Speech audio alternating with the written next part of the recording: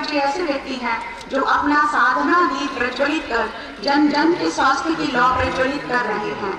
उनके बारे में इतना ही कहूंगी, मिट्टी का छोटा सा दीपक अंधकार से कभी न डरता, भरकर मेरे हृदय में अपने सारा जगह लोकित करता, सहकर नित जलने की पीड़ा, जग में यह उजियारा लाता, इसीलिए तो विश्व हमेशा देवालय में दीप जलाता। योग द्वारा महिला रोगोपचार विषय पर सारगर्भित और उपयोगी वार्ता प्रस्तुत कर रहे हैं श्री देशराज जी, और आसनों का प्रदर्शन करेंगी सुमन, अनीता और आरती। पीछे मंच पर प्रदर्शन वाली जगह को छोड़ो, आप थोड़ा आगे, बस बस ऊपर आकर के मंच पे बैठ जाएंगे। एक बार आंखें बंद करेंगे, हाथ ज्ञान मुद्रा में। अब कोई भी आश्रम में खड़ा हुआ नजर नहीं आएगा। अधिकारी भी ऑन ड्यूटी हैं, उनको छोड़ के बाकी सब बैठ जाएं, और कुछ देर के लिए जो सेल का स्टॉल है वो भी बंद कर दिया जाए। कोई आपस में बात नहीं करेगा, प्लीज, मेरी प्रार्थना है हाथ जोड़ करके। एक बार ओम की ध्वनि करेंगे, आंखें बंद कीजिए, दोनों हाथ ज्ञान मुद्रा में, श्वास भरिए।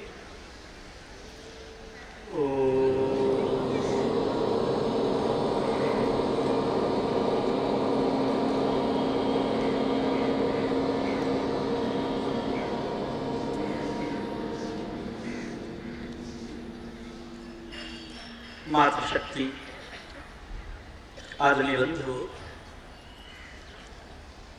आप सबको महिला योग शक्ति दिवस की हृदय से बहुत बहुत बधाई।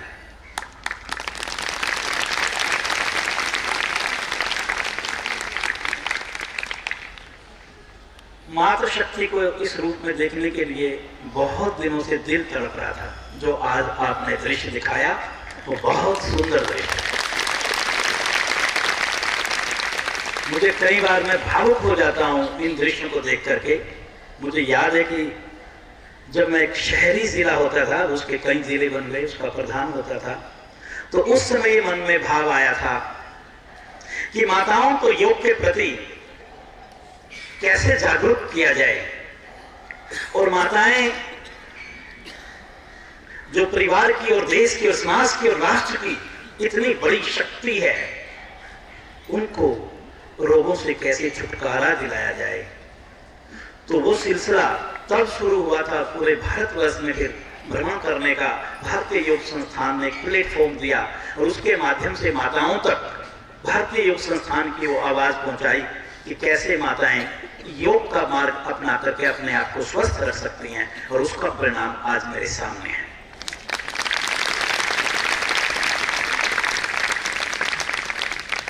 जब माँ और बेटी के ऊपर बोलने का अवसर मिलता है तो मैं फक्र से भर जाता हूं पूरा, और हृदय भी भर आता है कि मेरी माँ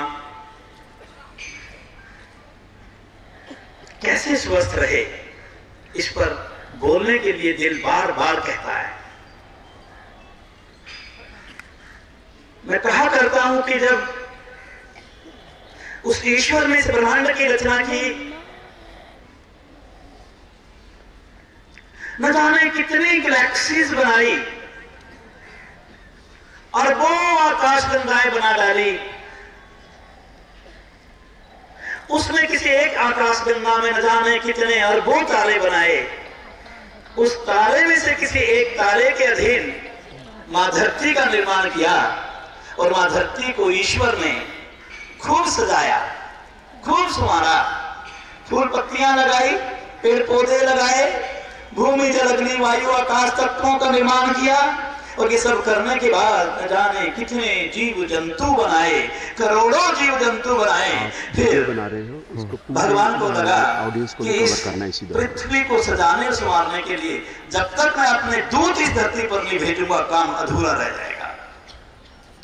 तो परम पिता परमात्मा ने शायद ये निर्णय लिया होगा कि उसने अपने दूतों के रूप में मानव का निर्माण किया,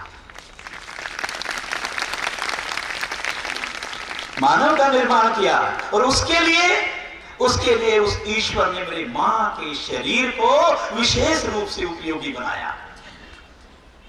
और नियम बना दिया कि विश्व शक्ति का एक पुंज जब मानव देह धारण करके धरती के ऊपर अपना पहला कदम रखेगा तो उसे मेरी मां की कोख की जरूरत पड़ेगी।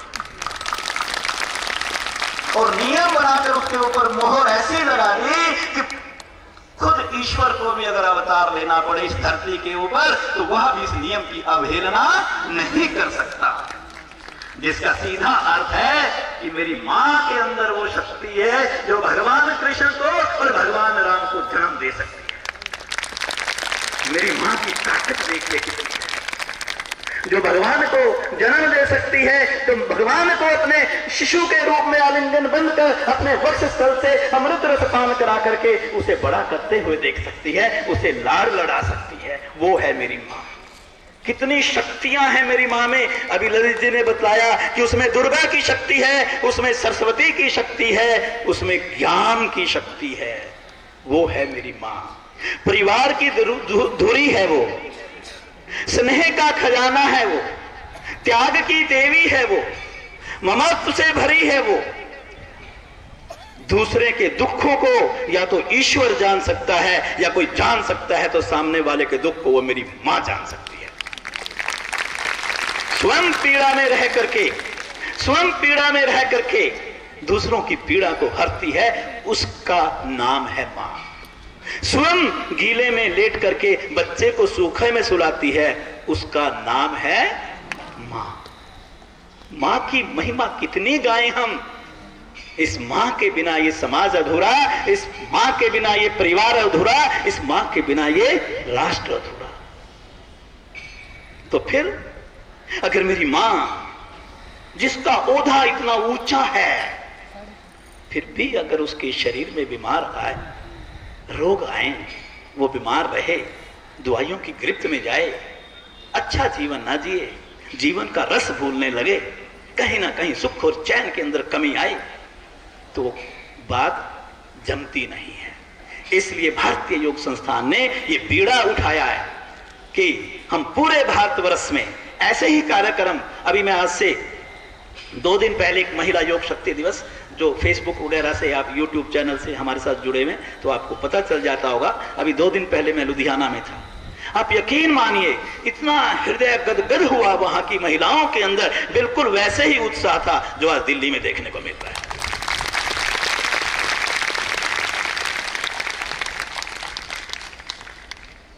जब अभी बतलाया कि विश्व शक्ति का पुंज मानव देह धारण करने के लिए मेरी मां के शरीर में जहां वो पहला चरण रखता है उसे गर्भाशय कहते हैं।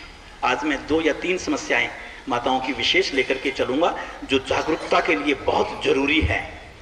एक डिफरेंट सा टॉपिक रखेंगे लेकिन बड़ा नॉलेजेबल होगा आपके लिए। इन्हीं छोटी छोटी चर्चाओं से, वार्ताओं से, ऐसे वातावरण से हमें वो खजाना मिल जाया करता है जो आप सच माने कि किसी गुरु के पास या आश्रमों में जाकर के नहीं मिलता। हम तो ये सिंपल सा जो आपने बनाया हुआ है इसी में बैठ करके अपनी वार्ताएं करते हैं और अपने जीवन के जीने की राह को बदल डालते हैं। उसे गर्भाशय कहते हैं। गर्भाशय को अंग्रेजी में यूट्रस कहते हैं। कुछ मेरी बेटियां आई होंगी युवा पीढ़ी की जो हिंदी के शब्दों से कई बार परिचित नहीं होती।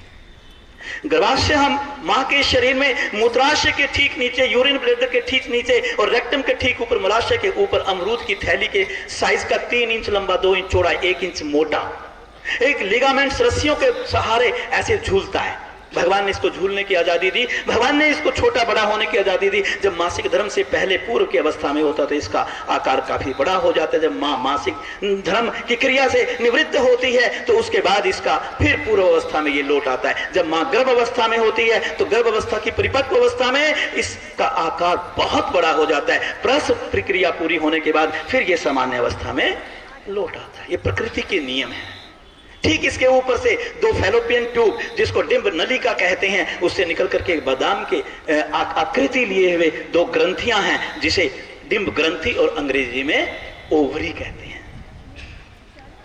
हर महीने इस ओवरी से एक विशेष अंडे का निर्माण होता है, जो कि डिंब नलिका से यात्रा करते हुए जब गर्भाशय के ऊपर जाकर के वो आरोपित होता है, तो वहां हर महीने बनने वाली एक झिल्ली के भीतर एक निश्चित मात्रा में रक्त संचित होता है। मां के गर्भ में संतान आने पर इस गर्भ में, इस झिल्ली के पीछे संचित रक्त की मात्रा से उस बच्चे के शरीर का गठन होता है। किसी भी कारण से अगर यह प्रक्रिया संपन्न नहीं होती तो यह झिल्ली अपने आप प्राकृतिक नियम के अंतर्गत टूट करके रक्त के प्रवाह के साथ बह जाती है, जिसे मासिक धर्म की क्रिया कहते हैं।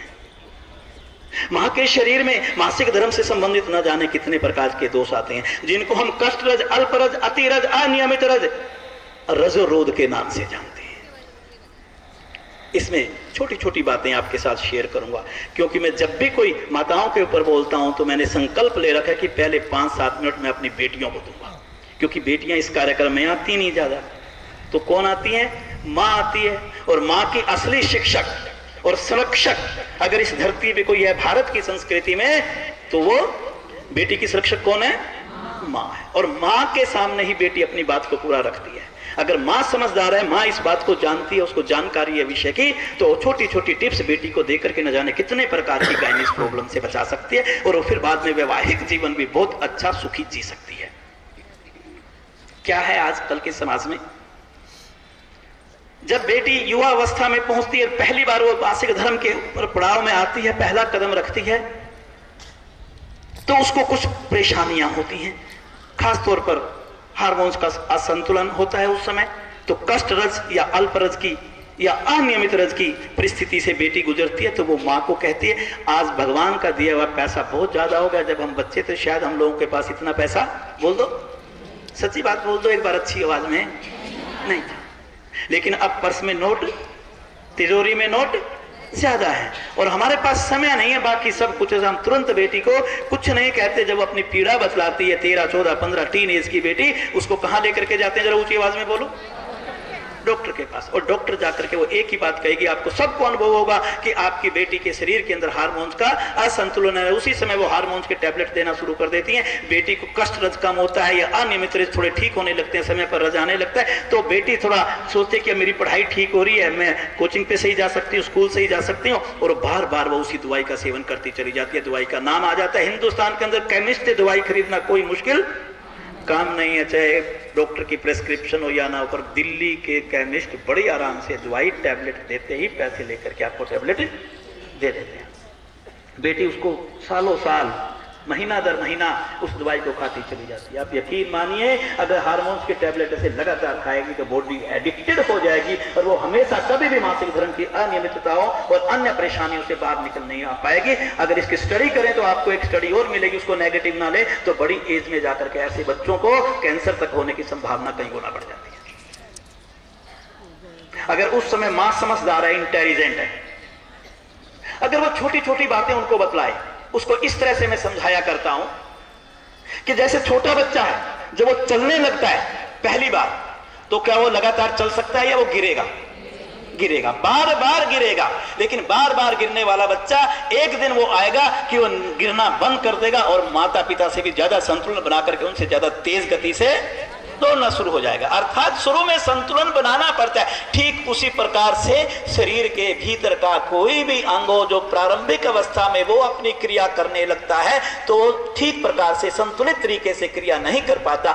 इसी प्रकार मेरी बेटी के शरीर में जब वो युवा हुई, तो उसकी डिंब ग्रंथि ने हार्मोन्स उस मात्रा में नहीं बनाए जिस मात्रा में उसके शरीर को उसकी आवश्यकता है। वो धीरे धीरे उस वातावरण में ढलेगी। और उसी समय हमने क्या किया, बेटी को क्या खिलाना शुरू कर दिया? हार्मोन्स के टैबलेट खिलाने शुरू कर दिए। क्या कहा? अगर हमें थोड़ा सा ज्ञान हो, उस समय केवल बेटी को 2-3 बातें बतलानी है। उनको अगर वेदना होती है, पीड़ा होती है, पहला फार्मूला सीधा मैं बतलाया करता हूं माताओं को कि बेटियों को बोलो कि वो उन दिनों गर्म पानी का सेवन करें। आप यकीन मानिए, केवल अगर बेटी उन दिनों गर्म पानी का सेवन करेंगी तो 50% समस्याएं मात्र केवल गर्म पानी पीने से ठीक हो जाए। ताली बजा दो, मेरा हौसला बढ़ जाएगा।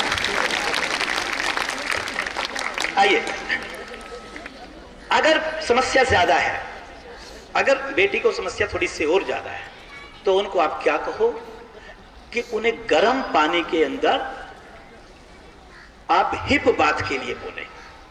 नितंबों और पेड़ों वाले भाग को टब के अंदर उसको केवल दिन में 6 से 8 मिनट बैठने के लिए, सुबह खाली पेट मोशन जाने के बाद, अगर 2 महीने से लेकर 3 महीने तक वो ये क्रिया कर लेगी तो आप यकीन मानिए, पहले मैं 50% कह रहा था, 75 से 80% समस्या केवल इससे हल हो जाएगी।